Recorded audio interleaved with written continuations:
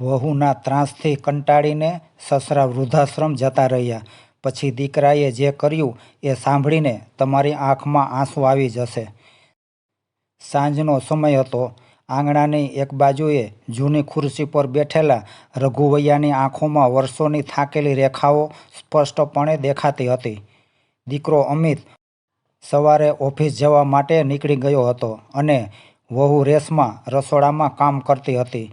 રઘુવૈયાના હાથમાં ચાનો કપ હતો, પણ તે ચા પીવા કરતાં તેને ફક્ત પકડી રાખતા હતા. ચાનો ઘૂંટ પણ આજે તેમના ગળામાંથી ઉતરતો ન હતો. રેશમાનો તીખો અને કર્કશ અવાજ ફરીથી સંભળાયો. બાપુજી, આ ઘરમાં તમે ક્યાં સુધી પડ્યા રહેશો? તમે કાંઈ કામ ધંધો તો કરતા નથી. ઉલટાનું તમારું બધું કામ મારે જ કરવું પડે છે.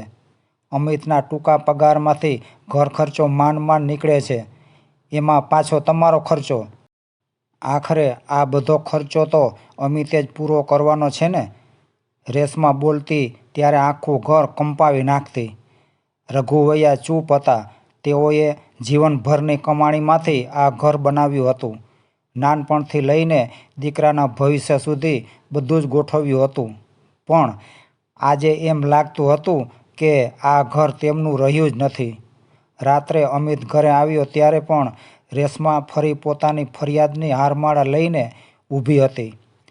હવે તમારા બાપુજીનું કંઈક કરો. મારાથી હવે બધાના ઢસરડા નથી થતા. તમે બાપ દીકરો હવે કંઈક નિર્ણય લ્યો. હું તો હવે કંટાળી ગઈ છું તમારા બંનેથી. અમિત થાકી ગયો હતો. એક બાજુ પત્નીનું દબાણ, બીજી બાજુ ઘરની જવાબદારીઓ અને વચ્ચે પોતાના પિતા. પરંતુ તે એક સંવેદનશીલ માણસ હતો. તેણે નમ્રતાથી બાપુજીને કહ્યું, પપ્પા, આજે તમે થોડો આરામ કરજો. આપણે આવતીકાલે શાંતિથી નિરાતે બેસીને વાતચીત કરીશું. પણ એ રાત્રે રઘુવૈયા સૂઈ ન શક્યા. આંખોમાંથી આંસુ વહેતા રહ્યા. જીવનભર પત્ની સાથે જીવેલા સ્મરણો તેમને ફરીથી બોલાવી રહ્યા હતા. પત્નીનું અવસાન, ટૂંકા પગારની નાની નોકરી કરીને અમિતને ભણાવ્યો ગણાવ્યો અને એના લગ્ન કર્યા. અને આજે તો પોતાના જ ઘરમાં પોતાના માટે જગ્યા ન હોવાનું એને પારાવાર દુઃખ હતું. આગલી સવારે જ્યારે અમિત ઓફિસે જવા નીકળી ગયો ત્યારે રઘુવૈયાએ એક નાનકડો થેલો તૈયાર કર્યો. દવાઓ, 2 જોડી કપડાં અને તેમની પત્ની સાથે વિતાવેલા જૂના દિવસોની યાદગીરીની ડાયરી પણ સાથે લીધી. રેશમા રસોડામાં કામ કરતી હતી એ વખતે મોકો જોઈને ઘરની બહાર નીકળી ગયા. હળવેકથી દરવાજો બંધ કરતા તેઓએ એક અંતિમ વાર ઘર તરફ જોયું, જાણે કહી રહ્યા હોય કે હું તને છોડતો નથી, પરંતુ તું જ મને છોડે છે. તેઓ ઓટો રિક્ષામાં બેસીને સીધા જ વૃદ્ધાશ્રમ પહોંચી ગયા. વૃદ્ધાશ્રમની મેનેજરે તેમને જોઈને પૂછ્યું, બાપુજી, કોઈ તમને મૂકવા સાથે આવ્યું નથી? ના દીકરી, હું પોતે સ્વયં એકલો જ આવ્યો છું, રઘુવૈયાએ ધીમો જવાબ આપ્યો. વૃદ્ધાશ્રમની એક સરળ અને શાંત રૂમ તેમને આપી દીધી. બપોરે જ્યારે બધા વૃદ્ધો ભેગા થઈને વાતો કરતા હતા ત્યારે રઘુવૈયાનું મન કોઈ પણ વાતમાં લાગતું ન હતું. ડાયરી ખોલીને પત્નીની યાદોમાં ડૂબી જતા.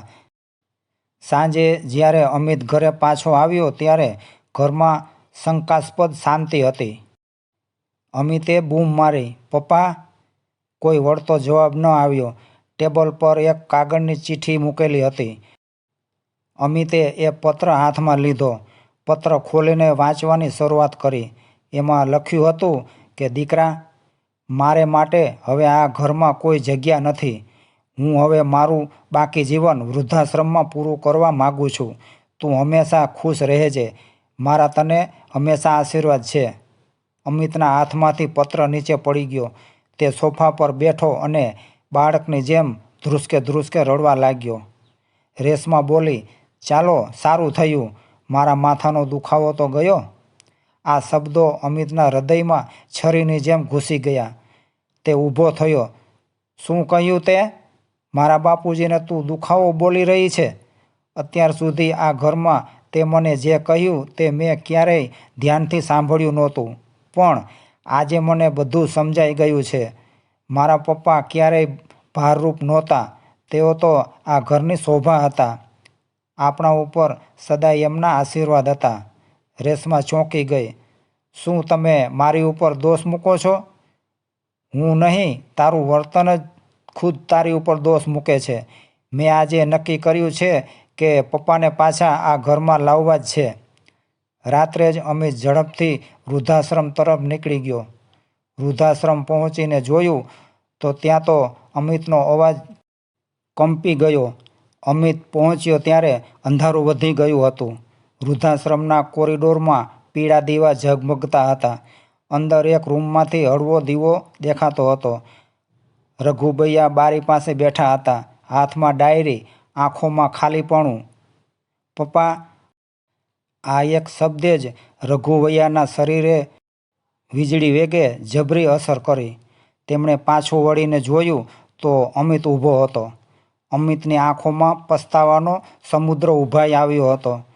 રઘુભૈયાએ ગમગીનભર્યું સ્મિત આપ્યું. દીકરા, તું આવી ગયો? ઘેર બધું ઠીક તો છે ને?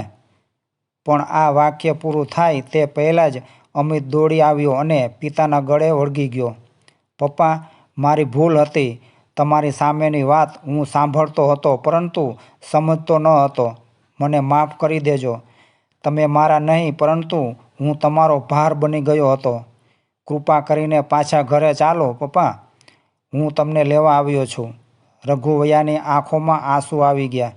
દીકરા, હું તો તારા માટે જ જીવ્યો હતો, પણ ઘરમાં હું અવરોધ બની ગયો હતો એવું મને લાગતું હતું.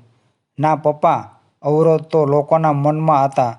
તમે અવરોધરૂપ નથી. તમે તો મારી દુનિયા છો. વૃદ્ધાશ્રમના અન્ય વૃદ્ધો આ દ્રશ્ય જોઈને આંસુ છુપાવતા હતા. અમિત પપ્પાને કારમાં લઈને ઘરે આવ્યો. રેશમા દરવાજા પર ઊભી હતી, પરંતુ આજે અમિતનો ગુસ્સો કંઈક અલગ જ હતો. અમિત ચિલ્લાઈને બોલ્યો, રેશમા, તું કાન ખોલીને એક વાત સાંભળી લે કે જો તારે આદર અને પ્રેમથી પપ્પાને સાથે રાખવા હોય તો જ તું મારી સાથે રહેજે, નહીંતર આજથી તારો અને મારો રસ્તો અલગ. સમજી? જો તું પપ્પા સાથે આદર અને પ્રેમથી રહેવાનો સંકલ્પ કરીશ તો જ આપણે એક સાથે રહી શકીશું. મારા જીવનની પહેલી પસંદગી મારા પિતા છે. અમિતનું વિકરાળ રૂપ જોઈને રેશમા સમજી ગઈ કે હવે સંપીને રહેવામાં જ માલ છે, નહીં તો મારા જ હાથે મારી વાણી વર્તનના કારણે જ મારું પોતાનું જ ઘર ભાંગીને ભૂકો થઈ જશે.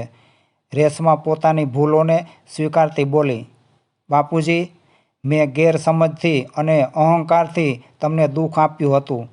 મેં તમને ખૂબ દુઃખી કર્યા છે. બાપુજી, મને માફ કરો. હવે હું આ ઘરમાં બધા સાથે પ્રેમભર્યું વર્તન કરીશ. રઘુભૈયાએ નરમ સ્વરે કહ્યું, દીકરી, ક્ષમા આપવી એ તો ભગવાનનું કામ છે. હું તો ફક્ત તને દીકરી જ માનું છું. આ સાંભળીને રેશમા રડી પડી. તે દિવસથી ઘરનું વાતાવરણ સંપૂર્ણપણે બદલાઈ ગયું.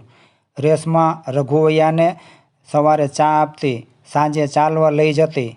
અમિત પણ વધુ સમય પરિવાર સાથે વિતાવતો અને રઘુભૈયાના ચહેરા પર ફરી એ જ જૂનું તેજ પાછું આવ્યું.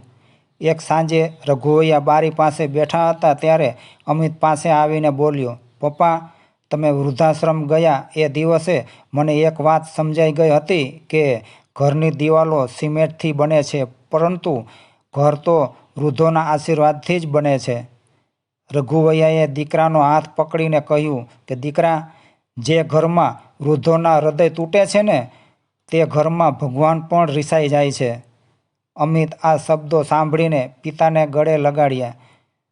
બહાર વરસાદ પડતો હતો પણ ઘરની અંદર વર્ષો પછી ખુશીઓના દીપક પ્રગટ્યા હતા. વૃદ્ધોનો પ્રેમ અને દીકરાનો આદર, આ બે શબ્દો મળીને એ ઘર ફરી ચમકી ઉઠ્યું. મિત્રો, જો તમને આ કહાની ગમી હોય તો વિડીયોને લાઇક, શેર અને ચેનલને સબસ્ક્રાઈબ જરૂરથી કરજો. જય દ્વારકાધીશ.